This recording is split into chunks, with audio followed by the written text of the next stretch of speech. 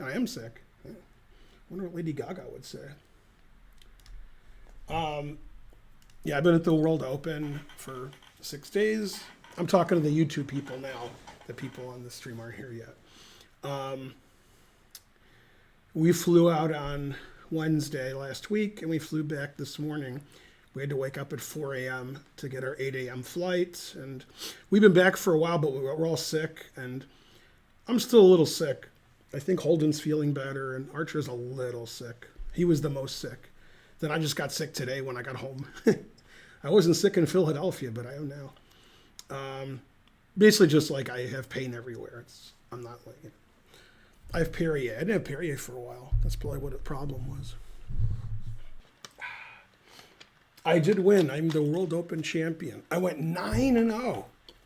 And not only that, they were mad at me because I was winning so easily. So when I was 7-0, I played the last 2 games blindfolded. But I must admit, in round 8, I did have a slightly worse position at one point. Yeah, but that happens.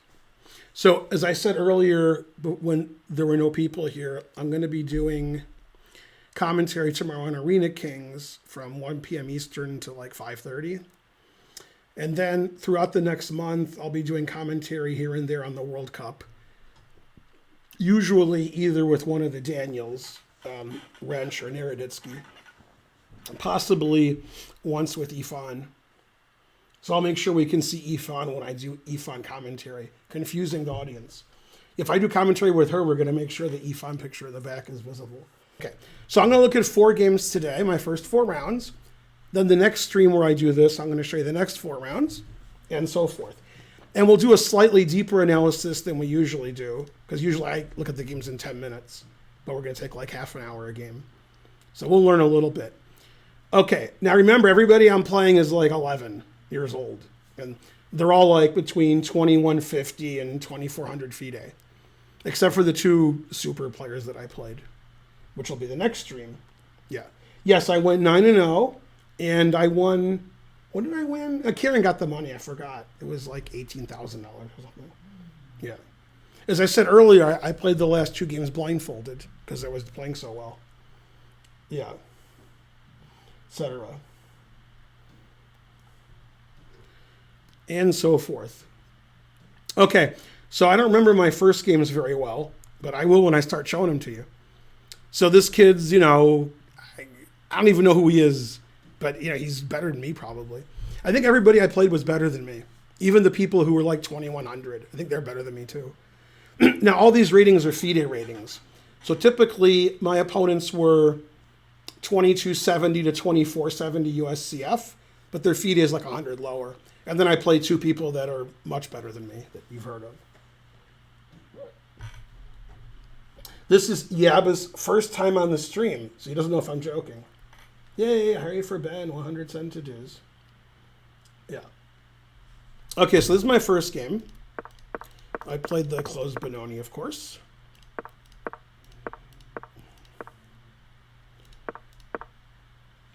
Okay, so I play this all the time. I had this position later in the tournament, and my opponent played knight f3.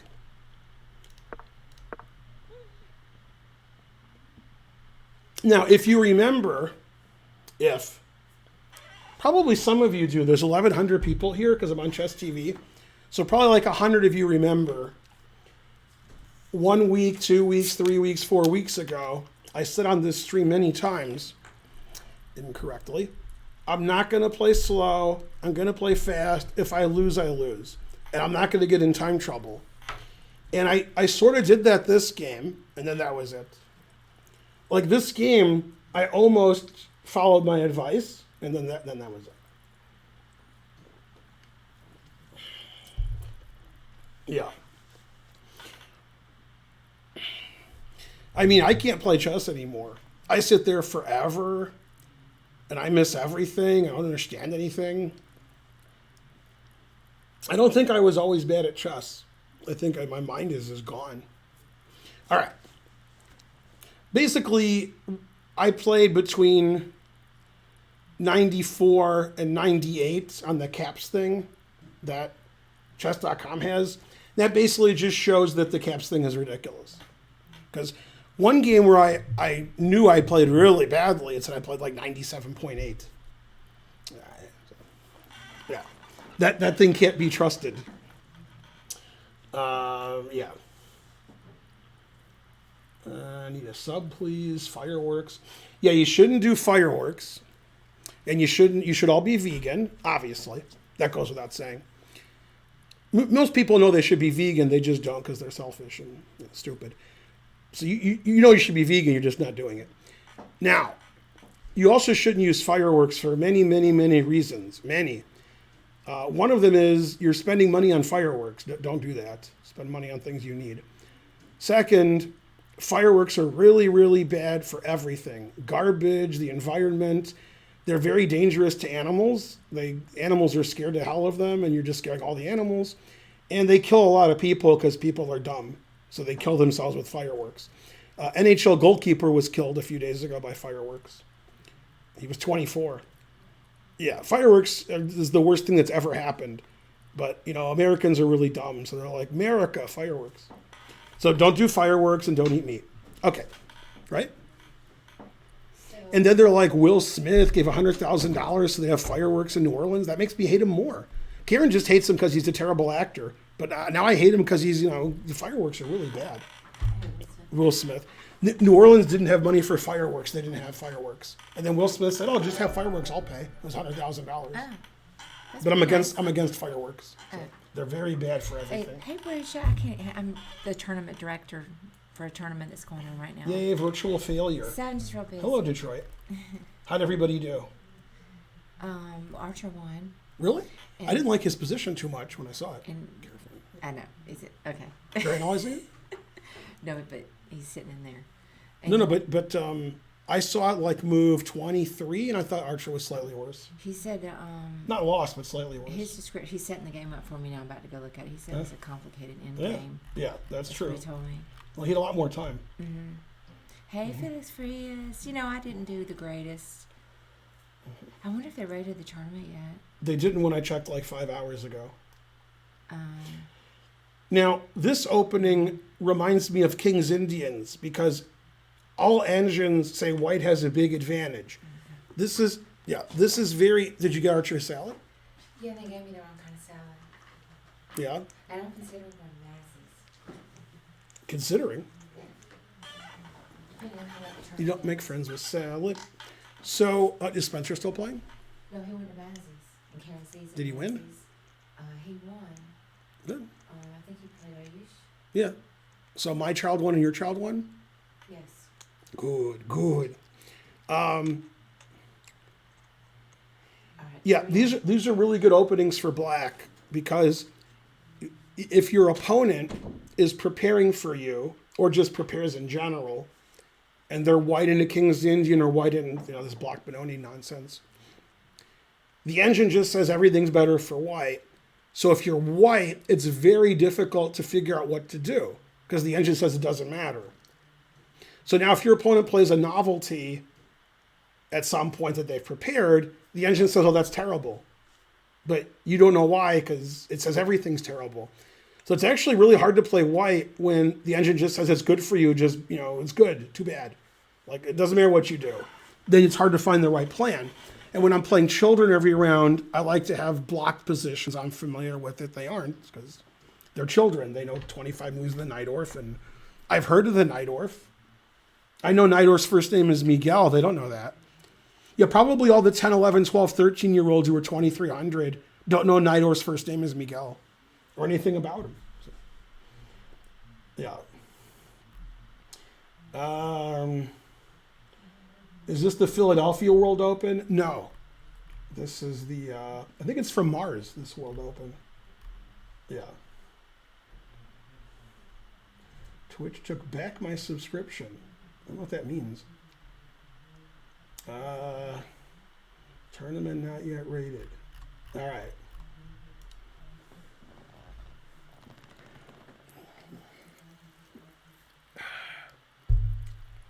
Okay. So my opponent played H3, putting it in H. I have to be honest with you. A lot of people play h3 in these block positions, but I never know why. The only reason you would ever play h3 is you want to play bishop e3, but you don't want knight g4 to attack your bishop. And to me, bishop e3 is not a move that you want to play, but all right. So I'm not a fan of h3. Okay, I castled. Bishop e3, that was his idea. Bishop d7, a non-style. So I have all my pieces out. He has all his pieces out. I've castled. He's considering castling. And in these positions, black either plays for f5 or b5, and white plays for f4 or b4. Otherwise, nothing happens. And another idea is I try to move my knight off of f6 and play bishop g5 and trade off my bad bishop. Normally, any kind of trade is good for black because black is more cramped. White has more space in the center. So if I can trade pieces or get an f5 or b5 advantageously, then my position's fine. Now this is funny, the chess.com engine, if you can call it an engine, the second best move for white, according to the engine, is bishop d2. And then the next move is h4. That makes h3 and bishop e3 look a little silly. Okay. But obviously they're not good at strategies. Okay, he castled. Good, good. And I played a6, pretending I want to play b5. He played a4. The inclusion of the moves a6, a4 is very advantageous for black. The reason is white should be playing for b4. And white should literally not care if black plays b5, as long as white plays b4. And white should especially want to play b4 with the bishop on e3, because then you're putting pressure on the c5 pawn. Now it's hard to play b4 because you can't preface it with a3 because you've already played a4. However, later in the game, if necessary, I can play b5. a4 doesn't prevent b5. I can play it later, or I can sack a pawn. But it makes it hard for white to play b4. So generally, a4 is wrong in these positions. But I'm playing a kid, and I play a6, they play a4. Okay, I put it in h. Yeah, I want to play h4 and get some dark squares. And again, it's blocked, so I want to play somewhere. The other way to play, which I did in another game, is play h6, knight h7, and then f5, which you'll see in later games in this variation. Another way to play, which is more standard, which I almost never do, it's too standard, is knight e8 to c7, so you can prepare for b5. And with your knight out of the way, you can play f5. So h6, knight h7, f5, or knight e8, knight c7, b5, or f5 is the standard way to play for black. But I played h5, I want to play h4. And I encourage him to play f4. And usually, I believe f4 is a mistake. Because I think it gives black a lot of play. And it's easy for whites to get overextended because he's just pushing everything. However, if I get run over in the center, then it's good. Okay, always take on f4, as Kaidanov told me. Takes on f4, and knight h4, putting it in h. I just want to take his bishop, have the two bishops. Now, the problem with playing e5 in this position is it gives up the f5 square. So then my bishop and my knight both can go to f5. And, if he plays e5, I'll just move my knight away. He could play e5. He played f5, which I didn't consider at all. And the engine says that's fine. I mean, he's really killing my bishop. Okay, so I got the two bishops. And he heads the fatals. So the reason I like these positions, especially against children, is they're not theoretical. I have a lot of experience and they have none in these openings. And children are good at open tactical positions, not strategical positions. They're just not good. They're not good. They're not good. And the engine that I'm using, the chess.com Stockfish 10 or 11, it said white was +1, white was +1.5, white was +0.9. And now after we made our own moves where we tried to do something, now it says I'm getting closer to equality. Okay, I retreated my knight for several reasons. I want to play bishop g5 and trade dark squared bishops. I want to play bishop here and get my bishop to a good square. And I don't want e5 to attack my knight with tempo and then d6 and so forth. You could see like e5 takes d6 could win a piece potentially. Here it doesn't because I have bishop c6 check. But you could see how I'd be worried about that. And my bishop's really bad, so I want to do something good with it. Okay, he played knight f4, double attacking my h-pawn. So I played h4. And now I have good dark square control. My pieces can all go to these dark squares. This knight on c3 is pretty sad. He can't, move his knight anywhere. And I have two bishops. Later I can play b5. And I can also move my bishop and play rook e and put pressure here. Now, having said all that, the engine likes white because, white's got a lot more space. And these are the kind of positions I like with black because it's tough to play both sides, and I have a lot of experience. I don't mind defending. I sort of like defending. Okay, he played king h1, which is excellent. He wants to attack me on the g file. So rook g1 and double rooks and triple and so forth. King's better on h1 anyway, it's safer. Okay, bishop f6. Obviously improving my bishop. Rook g1 and rook e8. So this is a good bishop. This is a good rook. This knight could be good. This is an isolated h-pawn. This is a backward e-pawn. I could play b5 later. I could put pressure here. So the position looks really bad for black because I'm all cramped, which I don't mind. And the engine likes white, but I think it's really hard to play for somebody who likes open theoretical positions because it's sort of strange. Okay, he played queen d2, and the engine says that's very bad. It looks like a normal kind of move as rook on a1 can get into the game. What's funny is one of the top engine moves is bishop to d2, a move I would never consider. Queen g4 is the standard move. Put some pressure here. Okay, he played queen d2. I played queen e7. So now I want to take on c3 and take on e4 with check because then his whole center collapses as long as I don't get mated. In this position, if I played this instead to win a pawn, that would be risky due to checkmate. It's less risky when I take with the queen because then it's check. Because queen takes, checks as king. So it's still risky to do this because I've got my dark squared bishop. But if I take this pawn and stop mate and take this pawn, I should win up 2 pawns. Okay, he played rook e1. He literally didn't care. And that move is very dangerous. I could play knight g5, which puts pressure on h3 and e4, and also knight f3 looks pretty annoying. And after knight here, the engine says it's just unclear. It doesn't know who has the advantage. But I'm a pawn grubber. I'm old. Check. He can't mate me. There's going to be a lot of YouTube comments that my opponent missed mate and won with queen takes g7 mate. If only we didn't miss that. It's terrible we both missed it. Damn. Okay, so I'm up a pawn. His center's gone. His e-pawn's gone. His f-pawn looks bad, but he is threatening mate and 1. And the engine likes white again. And I played rook e5, stopping mate, and attacking his f-pawn 1 billion times. Now, this engine, which isn't as good as my Stockfish 14 with 12 CPUs on my laptop, says white has one move that gives him an advantage, and that move is knight e6, confusing the audience, a move I never considered, since it's hanging. And then it says white's slightly better. What?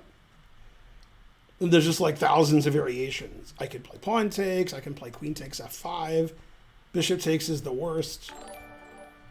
It says both of these are about equal.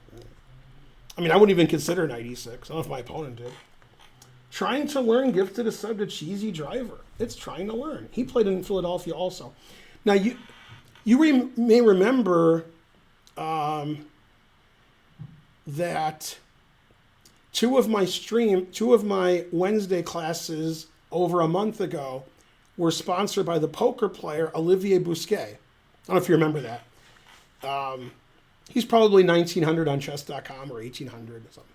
Anyway, he played in the World Open under 1600 section, but I didn't know. He didn't say hi, and I didn't see him. And he had 5.5 out of 6. And then the truth hurt after that. He lost his next 2 games, then he won his last game. And he posted about it on Twitter, and I'm like, I didn't see you there. There were people that I know really well that played all 9 rounds. I didn't see them once. I didn't see that they were there. Didn't know they were there. I only say LOL did something. He subscribed, I guess. I don't know. Something. Let's see, what else happened? Yeah.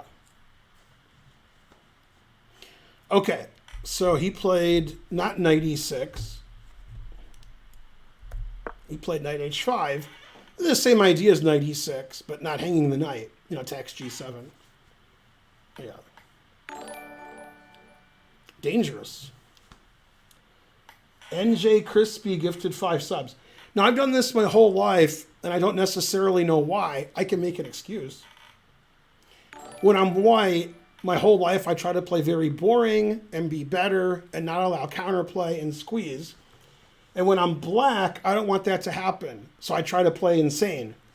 I figure better than being slightly worse or clearly worse is everybody's confused. So when I'm black, I have a lot of games like this where it's confusing. And when I'm white, I'm trying to get a slight advantage. That's the way I play. Okay, so I play queen takes f5, ignoring g7. And I'm 2 pawns up. I'm threatening this, and I'm threatening this.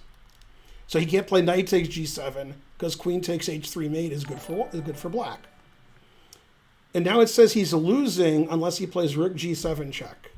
And that's what he did. And now this is very funny. If you don't cheat, I assume half of you are going to cheat. If you don't cheat, there's king h8 and king f8. Now, I have to go back because I forgot to tell you something. As I said earlier in this stream and in many other streams, I was going to play fast this tournament. And if I play bad, I play bad. But I'm not going to get in time trouble. So far this game, I'm playing really fast. I have a huge time advantage. Huge. And when he played knight h5, I thought forever. One of my 10 longest things in my life, probably 40 minutes, because I was really worried about a lot of stuff. And he thought I was in trouble because of what happened in the game, but I knew that I wasn't. I was afraid of something else. And when I told him after the game I was afraid of this other thing, he goes, well, I just thought this was great for me. I didn't really care about anything else. It turns out the thing I was worried about, which is why I thought for 40 minutes, I figured it out and I'm fine. It's actually worse than what he did. But I was really worried about it. So my question is, this is the only good move, by the way, queen f5. The question is, you can answer in the chat or you can make a poll, I don't care. Important thing is to cheat. Is, should I play king h8 or king f8? One move gives black a slight advantage and one loses by force.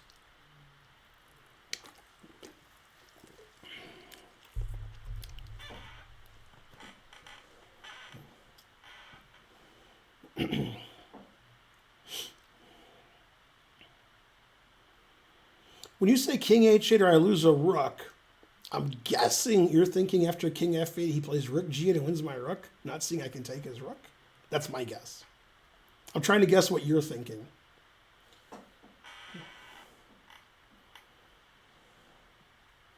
Right, and this is why I didn't think very long here because I already decided what to do when I played queen takes f5. Here's why you guys are not as good as you should be. Or maybe you are. God, that's even worse. See, these are the things that I wonder. This reminds me of that. I won't remind you, but I'll try to give you the connection. I make very strange connections. Imagine that you don't like Trump. If you like Trump, just imagine you don't. Okay? And then a lot of you don't anyway, so you don't have to do any imagining. And you had to decide whether he was an evil person and he's doing things because he's evil, or he's incredibly stupid. Okay. Obviously, it could be both. Let's just say it's only one. Thanks, $20. Thanks, Puzzle Pawn. Now, here's the question. I don't care if he's stupid. I don't care if he's evil. That's not what I care about. Here's what I care about. If people thought you were stupid or evil, like you're Trump, which would you rather be? Would you rather that, yeah, I'm stupid, damn, or I'm evil, but I'm a genius? I guess most people would want to be evil, I guess, but that doesn't sound good.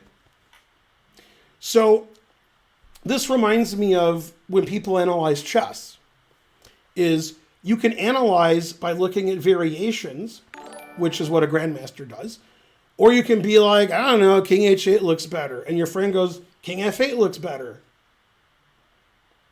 And that's why you guys don't get better at chess. Nobody can play chess like that and play it well. You can't just say this looks better when you're calculating a lot of variations. And if everybody's checking and taking and getting mated and you don't calculate any variations, you're not going to play well unless it's an accident. Like it's 50-50, you played the right move. And I'm better than most of you, not all of you. And when I played this move, knowing that rook g7 was the only move, I thought 40 minutes on queen f5 because I'm calculating every variation to the end. My opponent just thought he was winning, so he literally didn't care. But anyway, if you say this looks safer, this looks better, that's not going to lead you to the right move. You have to calculate variations. Now, against either move, I was afraid of one move, the same move. And it turns out against King H8, I'm fine. Against King F8, it wins immediately. So I played King H8. Okay. And the move I was worried about, I was also worried about it over here, is bishop takes c5. And after King F8, bishop takes c5 wins. The game's over. He's plus 1 billion. This does several things. It threatens bishop d6, which is mate and wins all these pieces. It's both. It threatens the rook because the d pawn is pinned. And it takes a pawn. And it does something else interesting. The bishop was on e3, so it defends against queen h3. And probably there's like, how many people watching? 2,000? About 100 of you are wondering what happens on this check because you forgot the bishop can go backwards. But only about 100 of you thought that. So the engine says white's plus 8 here. Because I can't allow bishop d6 check. I just get checkmated and lose everything. So I have to take it, and then taking either way wins. Most of you wouldn't take that way because you're afraid of getting checked. But then that's it. Resigns. That's it. Okay. And I saw bishop c5 was winning, and I was also worried about bishop h6. And after bishop h6, it's actually about equal with correct play. But after bishop takes c5, I lose. And if you don't see bishop c5, which is a capture, so you should see it, and it defends h3, and it threatens bishop d6, and it threatens to take the rook because the d-pawn's pinned. So it's a pretty good move. If you don't see that, you could reasonably play king f8. But I did see it. And in fact, I was worried about it here. And I told him that after the game. Now, he played the best move because he thought it won. And he didn't look at this at all. But I was worried about it. I can tell you that. And most of my think was in this position, what do I do? And I figured out what to do. And the engine says I'm right. The best move is rook e8. I have to defend my rook. And then the problem is I can't play queen f2 check because his bishop is here. So that means he actually can't play bishop takes d6, which looks winning, because now I can play queen f2 check. And then I take his rook. And what's funny is this is a weird position. It looks like white has to have a winning tactic here. I was scared. when I analyzed in my head, because it looks like there's pins and needles, but no, there's nothing. This black's just winning. But I was scared. I was like, man, there's got to be some weird tactic that wins for him, but there's not. But I was worried, and then I concluded there wasn't. So I was like, all right. So Rook E8 and black is probably winning here, probably. Okay, now he didn't look at bishop c5 because he thought his move was winning. He played bishop f4. And black has one good move here. The same deviled egg. J. Groges 2801 subscribed. Thank you. Yeah, and that's another important point is if I ever play something like rook e2 check, then he plays, well, I mean, if my rook was here, then he plays rook g2 check. God damn, just like in the movies. Yeah, so that I can never move my rook with check as he moves his rook with check. Okay. So he played bishop f4, and he thought everything was good in the hood. Now, obviously, his hood, where he grew up, is different than my hood. I grew up in Detroit. So his hood is pretty good compared to mine. Now, this engine says after the best move, it's equal. Although I think Stockfish 14 says I'm better. There's only one good move here. Thanks, Jay Groges. Thanks, Jafari. Thanks, everybody. Yeah. What's the best move here for black? Queen takes h3. I didn't say what's the worst move that loses all of your pieces. I said what's the best move? There's a queen here. You can't, come on. I said rook e8 was best after bishop c5. Queen takes h5 is more reasonable. It's losing, but it's more reasonable. Then bishop e5, rook e5 also wins. Takes, rook e5, and now the truth hurts. God damn. And the engine says I resign. It says this is the best move, and then this, threatening triple checkmate plus tax. And then it says I resign. This is the best play. All right, yeah, we're not going to do that. Hope we don't play that. All right, rook e8 is the best move, right? He didn't see rook e8. He just thought if I play rook e8, he'll crush me. And as a consequence of underestimating rook e8 and thinking he was winning, now he was like, damn. Now the engine says I'm slightly better, but psychologically he's crushed because he thought he was winning, and now he realizes his knight's trapped. It's hard to save your knight. Very hard. So the engine says he should go here, here, here, here, and that black is up 0.5 or something. I got two pieces for a rook, so I'll take black. Okay, and here he fell apart. Now, once upon a time, he was falling in love, but now he fell apart. And when you think you have a good position and your opponent makes a move you didn't see or underestimated, then you think you have a bad position. Psychologically, that's very difficult to recover. You're like, yay, I'm the best. And you're like, aw, I suck. So he didn't play well the rest of the game because he thought like he was lost now. But if he had fought harder, maybe he'd have some counter chances. So he took, which is fine.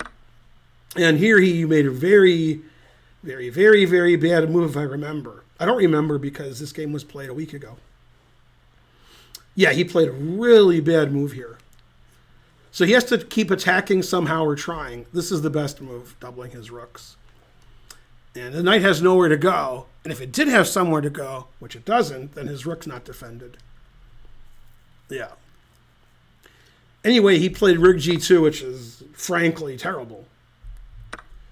Yeah, I mean, he could have rooks here and here, or here and here. I mean, the here and here is no good.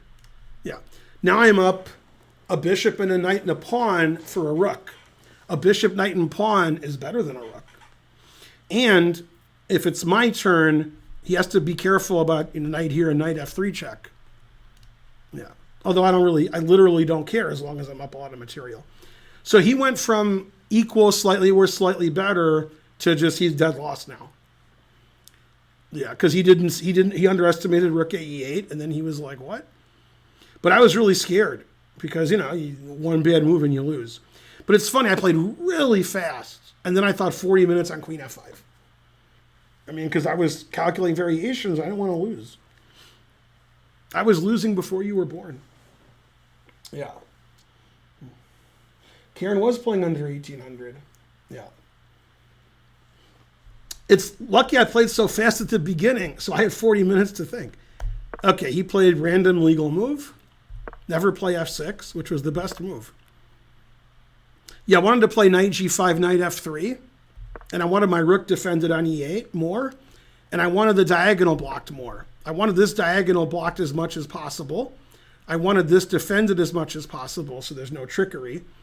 And I wanted to play knight g5. So f6 did everything. And f6 doesn't weaken the white squares like it normally does when I say never play f6, because I have a white squared bishop and he doesn't. So, okay, he took a pawn. I literally didn't care. Now I'm threatening knight f3 check, winning a lot of material. And I did. Yeah. Now the idea of queen f2 is, if I take the rook on e1, he plays queen takes f6 check and he wins. And he mates me on g7. So I played bishop h3, Shirov style. And now my pieces are all over him like I was all over Karen after she won in round 5 or so. 6.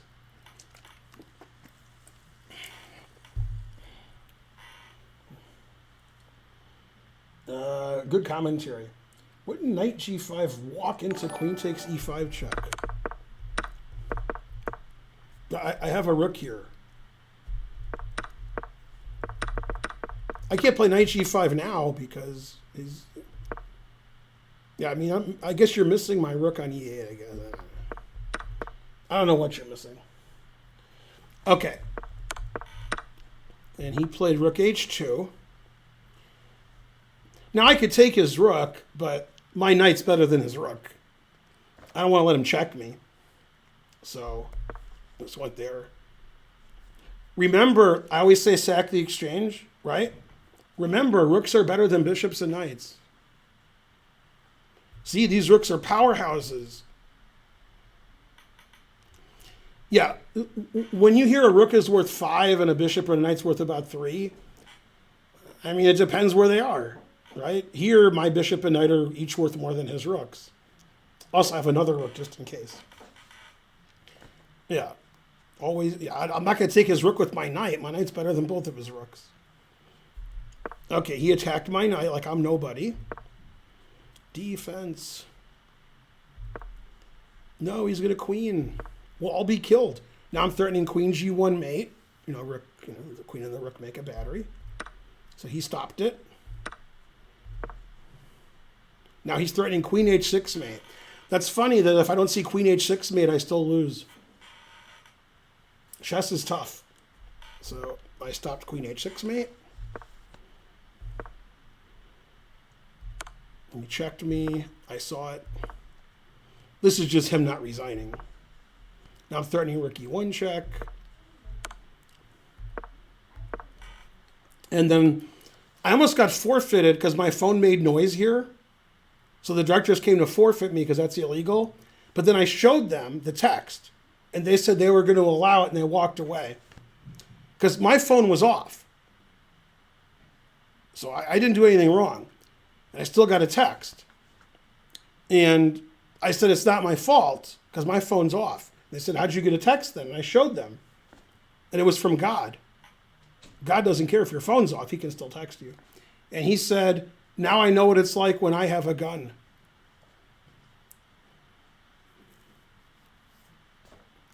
So he actually did resign.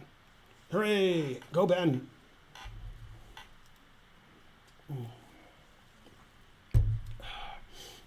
No, I never bring my phone in the tournament room at a real tournament. Never. It's always in the hotel or in my car or in the director's room. It's never in the room, ever. Never.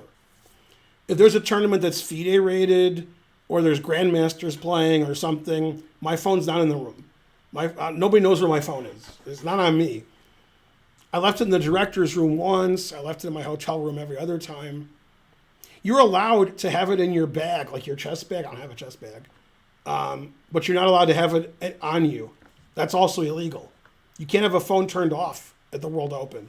You can have it in your bag turned off, like your chest bag, but not like in your pocket. Yeah. Anyway, I tried to put the phone in my pocket, but I couldn't. And I was like, what's happening? And there was like no room. And I looked, and Alanis Morissane's hand was there. Terrible.